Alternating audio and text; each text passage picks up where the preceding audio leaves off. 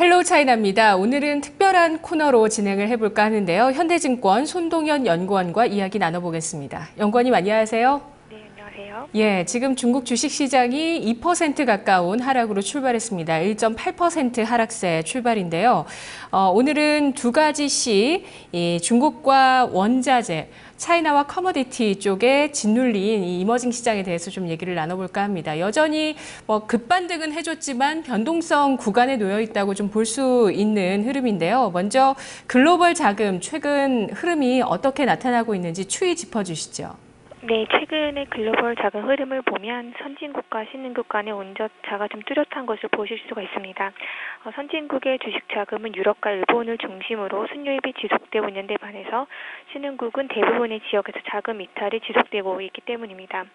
2013년에 158억 달러 순유출을 기록했던 신흥국 자금 흐름은 2014년에 230억 달러로 확대가 되었고 2015년에는 7월까지 거의 300억 달러가 유출이 되면서 7개월 만에 작년 전체 유출 금액을 상회하였습니다. 주식 자금의 경우에는 주가 하락과 함께 신흥국 성장 및 정책 불확실성 우려가 시장에 신속하게 반영이 되었고 채권 자금의 경우에는 신흥국 성장 둔화, 높은 레버리지, 중국의 정책 불확실성 등이 반영되면서 순유출을 지속을 하고 있습니다.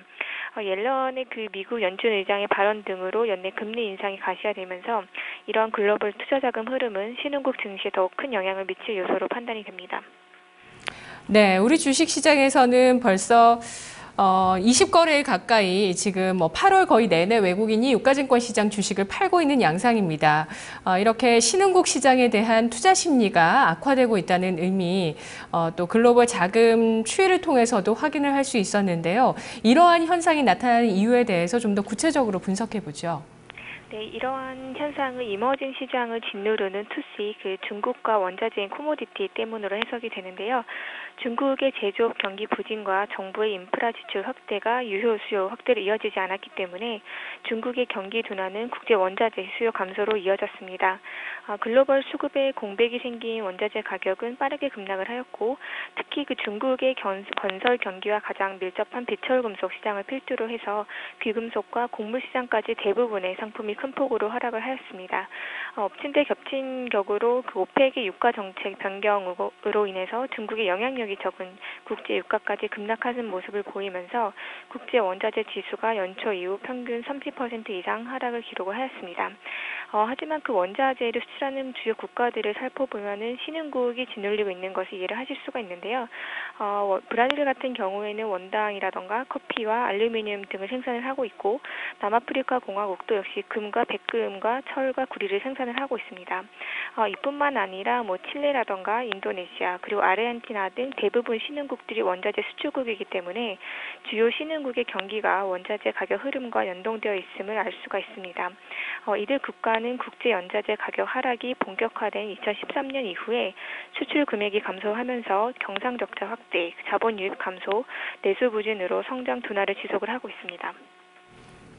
네, 주로 원자재를 수출하고 있는 신흥국의 국가, 주가와 투자 심리가 좋지 않은 상황이었고요.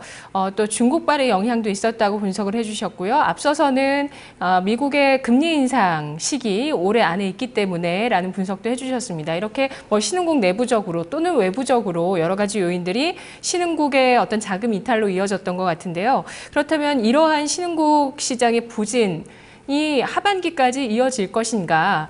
9월에 기준금리 미국 쪽에서 인상되지 않을 것이라는 가능성의 무게가 실리다가 피셔 부의장의 발언 때문에 다시 9월 금리 인상 가능성 열어두게 됐거든요. 이 미국의 기준금리 인상 첫 번째 그 시기 전후로 해서 좀 흐름이 변곡점이 나타날까요? 앞으로 어떻게 전망하시죠? 네, 글로벌 경기가 전반적인 둔화 기조를 지속을 하고 있기 때문에 또한 당분간 중국의 수요가 본격적으로 회복될 가능성도 좀 기대나는 점을 고려할 필요가 있을 것으로 판단을 합니다. 원자재 시장은 이런 점을 반영해서 당분간 조금 반등세가 나타나기 힘들 것으로 판단이 되는데요. 이러한 점들은 신흥국 투자 비중 축소에 중요한 근거가 되는 부분이라고 할 수가 있습니다. 역사적으로 원자재 가격과 글로벌 경제 성장률은 정의 상관관계를 자주 보여왔기 때문에 원자재 가격 하락이 장기화되고 있는 점은 글로벌 경기 둔화 역시 단기에 그치지 않을 것임을 시사합니다. 중국 경제 역시 정부 정책이 경기 확장보다는 하락폭 완화에 무게를 두고 있기 때문에 제조업 부진은 하반기에도 지속될 가능성이 높을 것으로 판단됩니다. 따라서 신흥국 부진세는 하반기에도 지속될 전망입니다. 네, 이런 최근에 중국의 경기 둔화, 이런 부분들이 계속적으로 뭐 신흥국뿐만 아니라 글로벌 증시에 가장 큰 영향을 주고 있는 요인이라고 보시는 것 같네요. 미국의 기준금리 인상 시기보다도 이 중국의 경기 자체에 대해서 좀 더 주목을 하고 계시는 것 같은데요. 그렇다면 이것이 신흥국에 미치는 구체적인 영향은 뭘까요?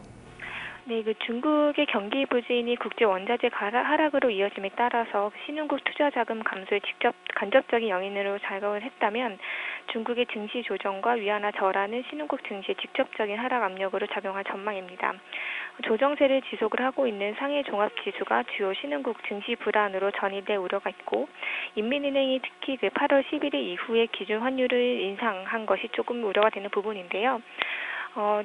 중국의 같은 경우에는 통화를 절하를 시킴으로 인하여서 위안화의 IMF 특별 인출권 편입을 도모하고 제조업이라던가 수출 경쟁력을 계속 제고하려는 의도를 가지고 있습니다. 하지만 이러한 중국의 위안화 절하로 인하여서 신흥국 통화들도 좀 불확실성이 증대되는 모습이 나타나고 있는데요.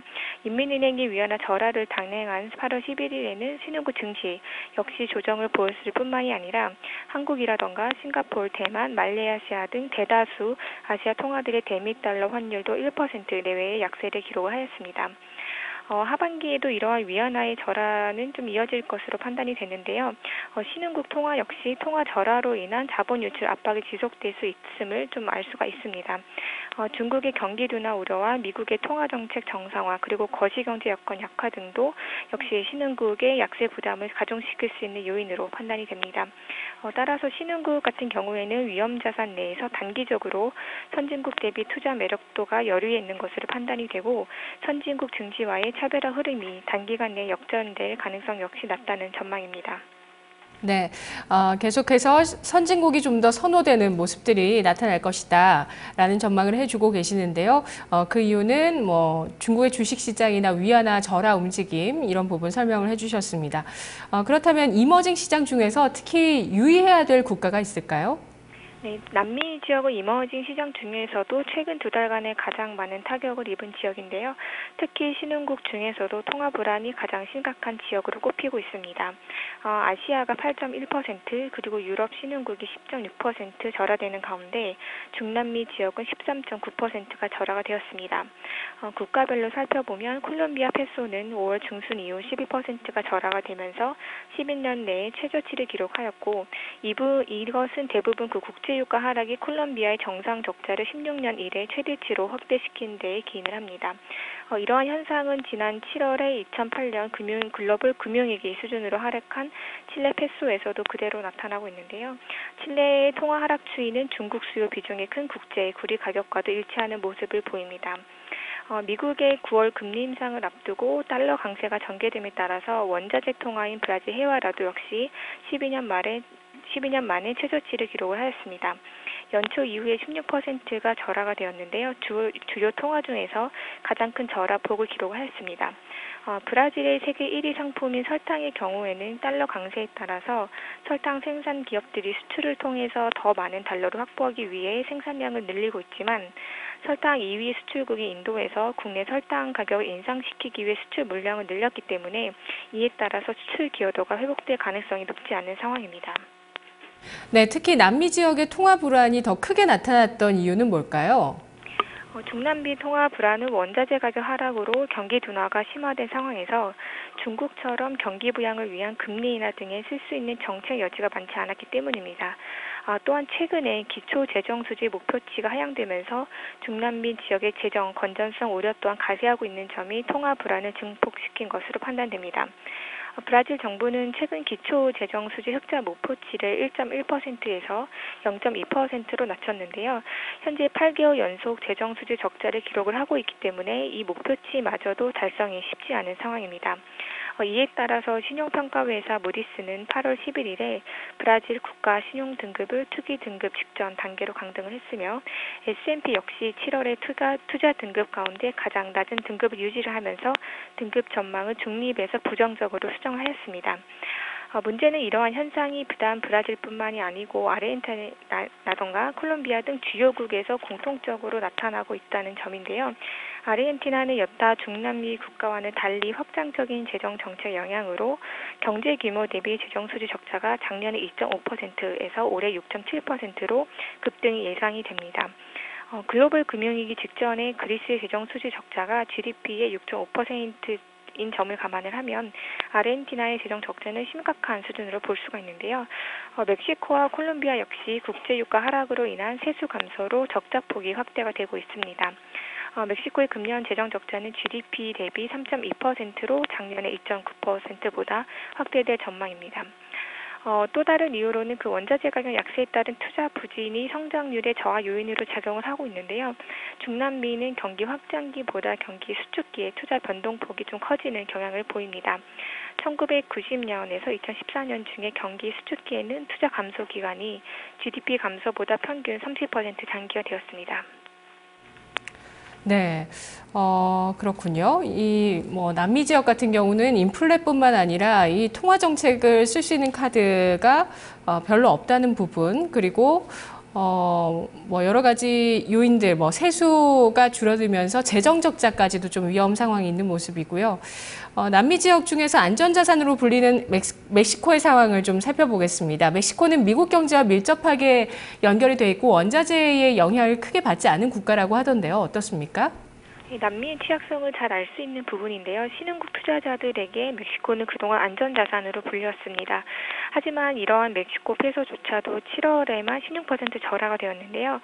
페소는 전 세계에서 8번째로 가장 거래가 많이 되는 통화로서 유동성이 상당히 높습니다. 하지만 이러한 그 환거래성이 양날의 검으로 작용을 하면서 오히려 절하 속도를 부채질한 것으로 판단이 되는데요.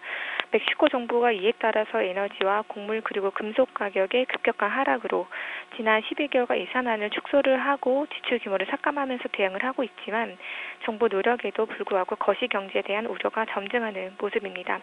말씀하신 바와 같이 멕시코의 경우는 그 제조업 부분 수출이 차지하는 비중이 높기 때문에 유가 하락에서 가장 적은 영향을 받는 국가지만 정부의 에너지 섹터 개방에 따른 FDI 감소를 피할 수 없는 상황입니다. 2015년에 멕시코의 그 첫 원유 및 가스 국채 입찰에서 14개 천혜의 유정 광고에 대한 입찰 중에서 12개가 실패를 하였고 입찰에 이른 광고는 2개에 불과한 상황입니다. 네, 남미 지역의 성장에 제약 요인들이 많아 보이는데요. 빠른 회복세 전환은 어려울까요? 네, 그렇습니다. 이처럼 그 남미 지역은 2004년에서 2012년에 중국의 경제 성장에 따른 그 원자재 집약적 투자의 수혜를 가장 많이 받았던 지역인 만큼 이러한 그 중국과 원자재 압박이 당분간 지속되면서 경제가 둔화될 것으로 판단을 하고 있습니다. 남미 지역의 경제 성장률에 대한 IMF 전망은 4월에 0.9% 그리고 7월에 들어서 0.5% 성장 전망까지 좀 하락을 했는데요. 2009년 이후에 최악의 성장률을 보이고 있습니다. 남미가 성장세를 회복하기 위해서는 원자재 수출 의존도를 줄이고 수출 다변화를 이루는 것이 좀 지속적인 성장의 관건이 될 것으로 판단을 합니다. 또한 투자 촉진 및 경기 하락 시의 투자 감소 억제를 위해서는 그 투자 목표에 대한 재정 준칙 시행 그리고 민관 협력 사업 활성화를 통한 공공투자의 증대가 필요할 것으로 보입니다. 네, 자, 신흥국 내 투자 취약 지역에 대해서 이야기를 해봤습니다. 그렇다면 반대로 신흥국 내에서 상대적으로 투자의 가치가 더 부각될 수 있을 만한 지역은 없을까요? 신흥국 내에서 중국과 인도의 경우에는 여전히 선호도가 좀 유지되고 있다는 판단입니다. 현재 인도의 PER은 20배, 인도네시아의 PER은 22배입니다. 중국 증시 특히 상해 종합지수의 PER은 현재 15배 이하까지 하락을 했기 때문에 급락의 원인이 됐었던 주가의 고평가 요인은 다소 해소가 되었다는 판단입니다. 선진국 증시가 동반을 하락하고 미국 금리 인상을 앞둔 글로벌 투자자들이 포지션을 좀 조정할 것으로 예상이 되지만 중장기적인 관점에서는 중국 기업의 성장성 그리고 펀더멘털이 견조한 기업들을 중심으로 주가의 리레이팅은 좀 지속될 것으로 전망이 되는데요. 특히 인도 같은 경우에도 모디 정권의 출범 이후에 경상수지 그리고 대외 건전성 등이 개선이 되면서 신흥국 중에서도 취약성이 가장 낮은 국가로 평가가 되고 있습니다.